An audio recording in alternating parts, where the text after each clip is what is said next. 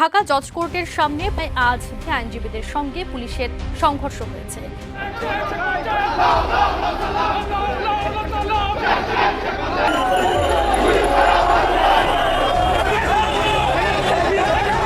এই মামলার ঘটনার সাথে এই মামলার ৩০২-এর এলিগেশনের সাথে কোনো রকম সম্পৃক্ততা এই আসামির নাই।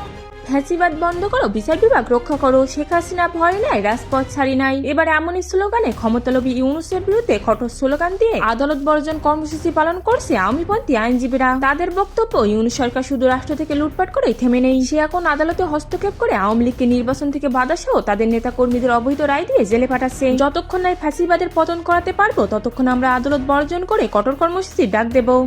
আজকে যিনি আসামি হয়েছেন উনি ৭১-এর রণাঙ্গনে বীর মুক্তিযোদ্ধা, বাংলাদেশের সুনাম অর্জনের জন্য উনি ডক্টরেট ডিগ্রি অর্জন করেছেন, বাংলাদেশের কৃষিক্ষেত্রে উনি অনেক অবদান রেখেছেন।